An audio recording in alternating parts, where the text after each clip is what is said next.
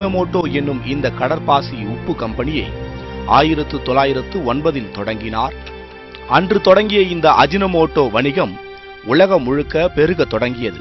இனிப்பு, புளிப்பு, கசப்பு, உவர்ப்பு என எந்த உணவுகளின் தன்மையும் அஜினோமோட்டோவால் மாறுவதில்லை.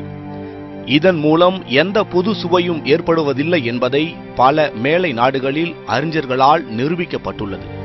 ஆனால் உமாமி என்ற புது சுவையை அஜினோமோட்டோ தருவதாக அந்நிறுவனத்தினர் சொல்லி வருகின்றனர். உண்மையில் நாக்கின் சுவை நரம்புகளை பாதித்து ஏதோ ஒரு சுவை இருப்பது போல மூளையை நம்ப வைக்கிறது இந்த அஜினோமோட்டோ. உணவில் கலக்கப்படும் அஜினோமோட்டோ உலகின் பல பகுதிகளில் தடை செய்யப்பட்டுள்ளது. பல மருத்துவ ஆராய்ச்சிகள் மனிதர்களுக்கு, அதிலும் குறிப்பாக குழந்தைகளுக்கு இது பலவித ஆபத்துகளை உருவாக்கும் என்று நிரூபித்துள்ளனர். கருவுற்ற எலிகளுக்கு அஜினோமோட்டோ கலந்த உணவை தொடர்ந்து கொடுத்து வந்தால் அவற்றின் குட்டிகளுக்கு மூளை பகுதியில் உள்ள செல்கள் அளவில் சுருங்கி இருப்பது கண்டுபிடிக்கப்பட்டுள்ளது.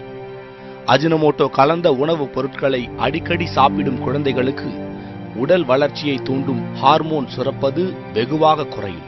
இதனால் உடல் வளர்ச்சி தடைபட்டு உயரம் குறைகிறது. மேலும் இந்த வேதிப்பொருள் மூளையில் ஆர்குவேட் நியூக்ளியஸ் என்னும் பகுதியை பாதிப்பதால் உடல் எடை தாறுமாறாக அதிகரிக்கும். மூளை மட்டுமின்றி இரைப்பை, சிறுகுடல், கல்லீரல் போன்ற உறுப்புகளில் அழற்சியையும் சிறு இரத்த கசிவையும் ஏற்படுத்துகிறது. இதனால் குழந்தைகளுக்கு காரணம் கண்டுபிடிக்க முடியாத வயிற்று வலி அடிக்கடி ஏற்படும்.